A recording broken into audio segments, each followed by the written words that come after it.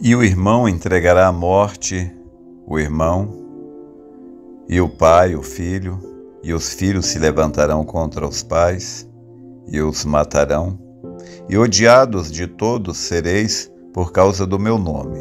Mas aquele que perseverar até o fim será salvo. Deixa-me repetir. Aquele que perseverar até o fim será salvo. Eu tomo a escritura que se encontra em Mateus, capítulo 10, versos 21 e 22, para a nossa meditação nesta manhã. Quero falar um pouco sobre perseverar, permanecer no posto do dever, fazer aquilo para o qual você foi criado, chamado, elegido. Todos nós fomos criados para algo. O que cabe o maior desafio do ser humano é descobrir com que propósito Deus o criou, para que então ele tome a sua posição e cumpra o seu propósito. O maior desafio do homem, da mulher, do cristão, o maior desafio do cristão é permanecer no posto do dever, porque Satanás não tem que te levar para o mundo. Satanás não tem que levar a pessoa para as drogas, para os bares, para o prostíbulo, para roubar o arrebatamento dessa pessoa.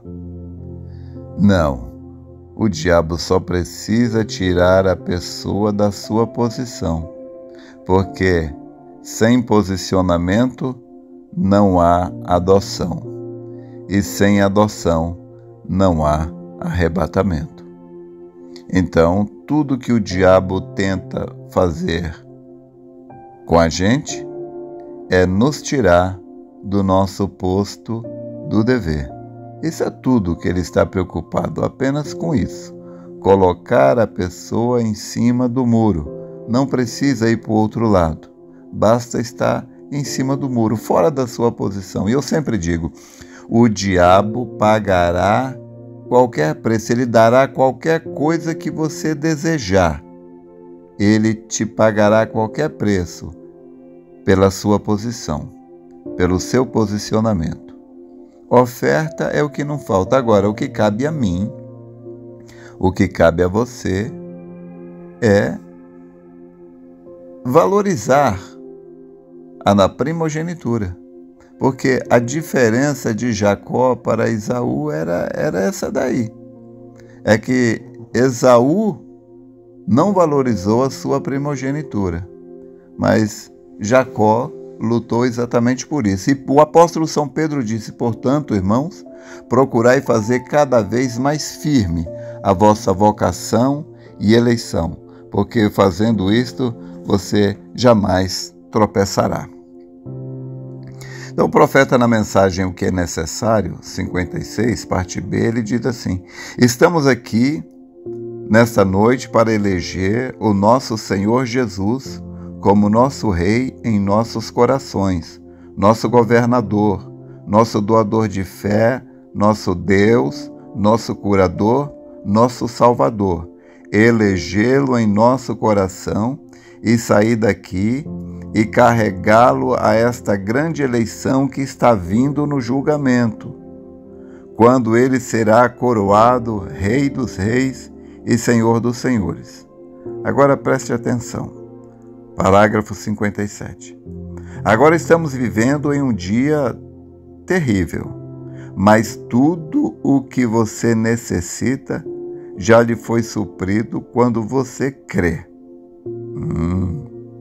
Então, muitas pessoas hoje eu encontro, quando elas se unem à igreja, especialmente aqui na América, elas apenas se deixam levar. Elas apenas, bem, louvado seja Deus, eu me encontrei com o irmão Brana e eu fui salvo, eu coloquei o meu nome no livro e isso foi tudo que fiz. Simplesmente à deriva. Nós não queremos fazer isso. Você nunca foi salvo só para ser um membro de igreja. Você foi salvo para trabalhar. Nós não vestimos um exército apenas para ficar aí nas esquinas flertando com as garotas e usando lindos uniformes. Nós treinamos o nosso exército para lutar. E não estamos em um piquenique, estamos em um terreno de batalha e estamos bem aqui, encarando o inimigo do nosso Senhor Jesus e o inimigo de nossas almas. Vamos estar prontos e preparados e preparando o coração para qualquer luta. Então, nós temos um objetivo. Chegou um andarilho, um mendigo na casa do irmão Brana e foi pedir comida.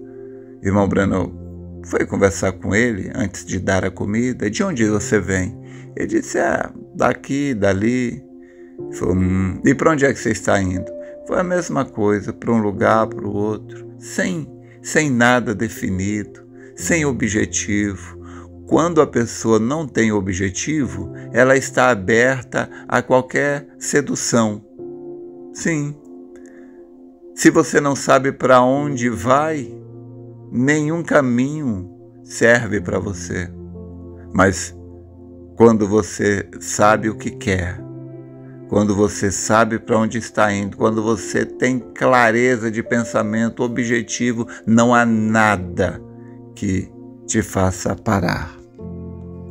Então, uma das táticas do inimigo é esta, deixa tanta informação que as pessoas às vezes elas ficam assim, baratinadas, sem saber para onde ir.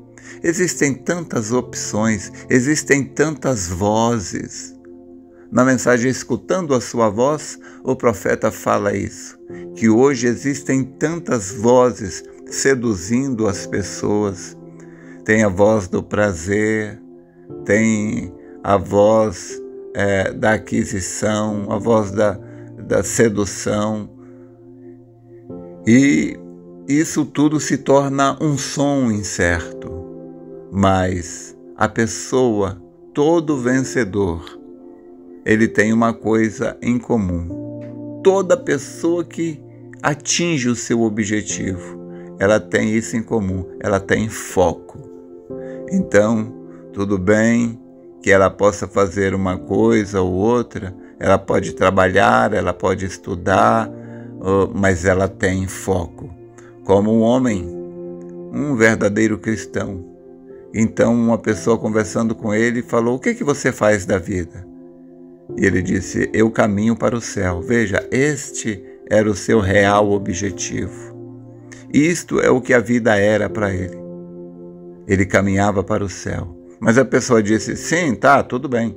Mas o que você faz para ganhar dinheiro? Como é que você ganha a vida? E ele disse, bem, enquanto eu caminho para o céu, eu vendo botões. Então é isso daí. Ele não era um vendedor de botões. Ele era um caminhante. E é isso que nós somos. É isso que nós devemos. Essa é a nossa verdadeira identidade. Peregrino. O que você é? Eu sou um peregrino. Agora, enquanto estou peregrinando, faço isso ou aquilo. Mas o que nós somos mesmo? Peregrinos. Estamos aqui só de passagem. Somos caminhantes. Nós somos os caminhantes de quem Isaías, capítulo 35, verso 8, falou. Haverá um alto caminho, um caminho santo. O imundo não passará por ele, mas é apenas para os caminhantes. Você já pensou nisto? Você que está nisto. Não foi a sua escolha, sabia disso? O apóstolo São Paulo, ele nos fala na sua carta aos Romanos, capítulo 9, a partir do verso 13, Paulo diz, amei, Paulo falando, Deus falando através de Paulo, amei a Jacó e aborreci Esaú. Então Paulo vai falando lá, isso não depende do que quer, nem do que corre, mas de Deus que se compadece. Se Deus te amou, meu irmão, se Deus te elegeu, se Deus te predestinou, você vai chegar lá.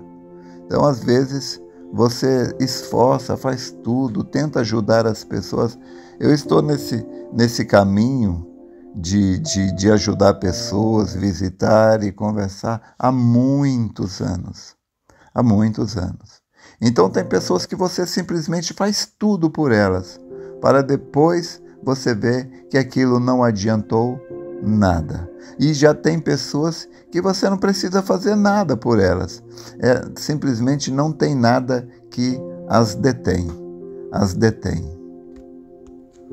Mas o que você deve focar mesmo é no que o Senhor Jesus Cristo disse.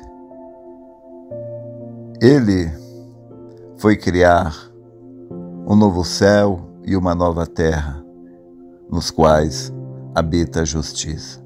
Ele está vindo, meu irmão. O que você tem agora é um curto espaço de tempo para trazer honra a Ele. Lembrando que o que nós seremos na eternidade é uma continuação do que nós somos aqui. As pessoas, quando elas morrem, elas vão... O que vai para o outro lado é o que a pessoa foi aqui. Quem era ladrão aqui continua sendo ladrão lá. Quem era um perdido aqui continua sendo um perdido lá. Mas quem era um verdadeiro adorador, um servo de Deus aqui, continua sendo um verdadeiro adorador, sendo um verdadeiro servo de Deus ali. Então voltamos à escritura inicial. Aquele que perseverar até o fim será salvo. Mas perseverar até o fim é coisa para poucos. Por quê?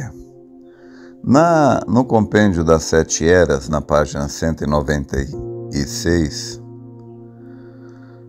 o profeta desta era, ele nos faz uma advertência. Ele diz: quero fazer uma advertência neste momento. É dito com referência aos últimos dias que, por se multiplicar a iniquidade, o amor de muitos esfriará. Na era de Laodiceia, ou seja, a última era, o amor de si mesmo e o amor pelas coisas materiais tomará o lugar do verdadeiro amor de Deus. Temos que nos guardar do poder do pecado nestes últimos dias. Tantos estão ficando tão endurecidos, porque não têm se dado conta do efeito deste espírito do último dia. É tempo de se chegar a Deus e deixá-lo encher nossas vidas com seu amor, ou sentiremos a frieza da igreja do último dia e rejeitaremos a verdade de Deus, que é a única capaz de nos ajudar. Então, que tempos difíceis estamos vivendo. O diabo vai envolvendo a pessoa como uma aranha envolve um inseto com sua teia. E ele vai esfriando,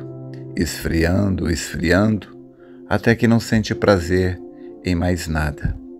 E você sabe o que tira o apetite? Existem muitas coisas que não nos matam, mas nos tiram o apetite.